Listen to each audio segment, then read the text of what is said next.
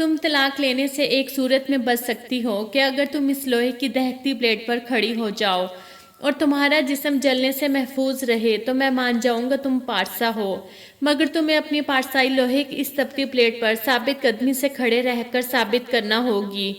راجہ کیسر دھاڑا تھا جبکہ اس کے سامنے چند دن کی بیٹی کو چھاتی سے لگائے کھڑی ہینا رو رہی تھی۔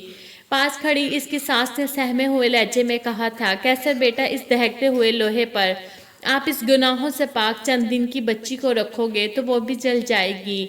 آج میڈیکل سائنس نے بہت ترقی کر لی، تم کو قسم پر بھی اعتماد نہیں رہا تو تم میڈیکل کے طریقے سے تصدیق کروا لو۔ ابھی اس کی بات مکمل نہیں ہوئی تھی کہ راجہ کیسر نے دھاڑ کر کہا، ٹھیک ہے، اگر ہینا اس طرح اپنی صفائی پیش نہیں کر سکتی تو میں اسے طلاق دے دیتا ہوں۔ آپ خود ترقی والی میڈیکل سائنس سے اس کے کردار کی تصدیق کرواتی رہنا۔ اپنے شوہر کی بات سن کر ہینا نے اپنی بے بس لاچار ماں کے چہرے پر نظر ڈالی اور اپنی بیٹی ماں کے سپرد کر کے ننگے پیر لوہے کی پلیٹ پر چڑھ گئی۔ 15 سیکنڈ میں ہی اس کے پاؤں کی جلد پھٹ گئی تھی اور پاؤں وزن برداشت کرنے کے قابل نہیں رہے تھے، جس سے ہینا لڑکھڑا کر دہتی ہوئی پلیٹ سے ایک سائڈ پر گر گئی تھی اور پاس کھڑی اس کی ماں اپنی بیٹی کی تکلیف دہ حالت دیکھ کر بے ہوش ہو گئی تھی، جبکہ جلاد بنے اس کے شوہر نے اس سے بدکار کہتے ہوئے طلاق دے دی اور ساتھ یہ ثابت کرنے کے لیے باکردار اور حق پہ ہونے والی کو آگ نہیں چھو سکتی اپنی چند دن کی بیٹی کو بھی اس لپٹے ہوئے کپڑے کے ساتھ دہکتی آگ پر رکھ دیا۔ اپنی بیٹی کو دیکھ کر ہینا ایک بار پھر گھٹنوں کے بل پلیٹ پر چڑھی اور اپنی چند دنوں کی بیٹی کو اٹھا کر سینے سے لگا لیا، جس سے 5 سے 7 سیکنڈوں میں ہی آگ نے کمر والی ساری سائڈ سے جھلسا دیا تھا۔ ہینا نے اپنی ماں اور بیٹی کو سنبھالا، ڈسکا کے قریب اپنے آبائی گاؤں میں موجود جھونپڑی نما گھر میں آ بسی، جبکہ راجہ کیسر نے دوسری شادی ایک برٹش نیشنل لڑکی سے کر لی اور برطانیہ منتقل ہو گیا، جہاں اس نے اسٹیل مل میں ملازمت اختیار کر لی تھی۔ دولت کی ریل پیل نے اس کے تمام عیب چھپا رکھے تھے، جبکہ برطانیہ کی آزادی نے اس سے گناہوں کی توبہ کی توفیق چھین رکھی تھی۔ یہاں تک اسے 20 برس پہلے کیا گیا ظلم بھی بھول چکا تھا۔ وہ 3 بچوں کا باپ بن چکا تھا جو جوانی کی دہلیز پر پہنچ گئے تھے، جبکہ دوسری طرف ہینا کی ماں ہینا کی عدت پوری ہونے سے پہلے ہی مر گئی۔ لاکھ کوششوں کے بعد کوئی شخص ہینا سے دوسری شادی کے لیے تیار نہ تھا۔ اس نے اپنا اور اپنی بیٹی کا پیٹ پالنے کے لیے خاطر لوگوں کے گھروں میں کام شروع کر دیا، مگر درندے نما مردوں کے اس معاشرے میں ایک اکیلی عورت کہاں رزق کما سکتی ہے، اور دوسرے تیسرے مہینے اسے اپنی عزت یا نوکری میں سے ایک چیز کا انتخاب کرنا پڑتا اور وہ عزت بچا لیتی، نوکری چھوڑ دیتی۔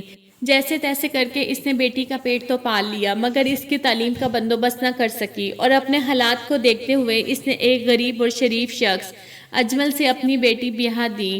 دنیاوی تعلیم نہ ہونے کے باوجود ہینا کی بیٹی انتہائی خوش اخلاق، خوبصورت اور سلجھی ہوئی تھی، گھر گھرستی کو اچھی طرح سمجھتی تھی، مگر اس کی کمر پر وہ داغ موجود تھا جو اس کے باپ نے پارسا ثابت کرنے کے لیے اس دہکتی پلیٹ پر رکھ کر جھلسا دیا تھا۔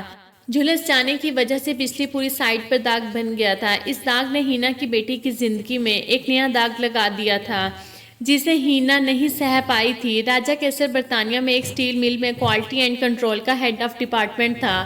وہ ایک دن سیمپل چیک کرنے کے بعد سٹیل مل کے وزٹ پر نکلا تاکہ سارے مال کی حالت دیکھ سکے۔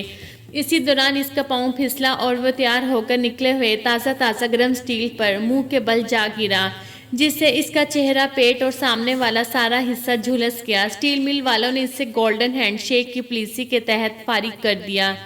علاج معالجے کے بعد وہ صحت مند ہو گیا، مگر جھلس جانے کی وجہ سے اس کے چہرے پہ لگے ہوئے داغ انتہائی بھدے معلوم ہونے لگے۔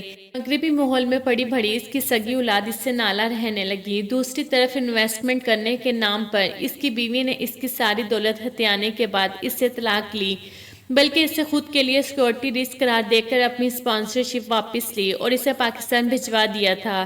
اچانک سے اولاد، بیوی، ملازمت، ملک عیاشی اور دولت چھن جانے پر وہ بے حد تک ذہنی مریض بن گیا تھا، اور پاکستان آ کر اس کے دل میں اپنی پہلی اولاد کی محبت جاگی تو اس نے انہیں ڈھونڈنا شروع کر دیا، اور ان کو ڈھونڈتا ہوا جب ان تک پہنچا تو سامنے ان تینوں ماں بیٹیوں کی قبریں موجود تھی۔ جب اس نے گزرے ہوئے 20 سالوں کی روداد سنی تو وہ عقل سے فارغ ہو گیا۔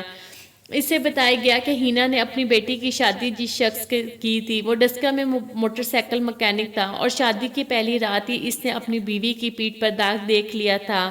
جس کی وجہ سے اسے بیوی کے وجود سے نفرت ہو گئی تھی۔ اس نے اپنی بیوی پر بد چلن ہونے کا الزام لگا دیا تھا اور اس کو پارسائی ثابت کرنے کے لیے موٹر سائیکل کا گرم سائلنسر ہاتھ میں پکڑنے کا کہا تھا۔ بصورت دے کر طلاق دینے کی دھمکی دے دی تھی۔ ہینا نے بیٹی کی طلاق لے لی اور کہا مجھے بیٹی پر بد چلن ہونے کا الزام قبول ہے، مگر اس گرم لوہے کو چھو کر میری بیٹی اپنی پارسائی کا ثبوت ہرگز نہیں دے گی۔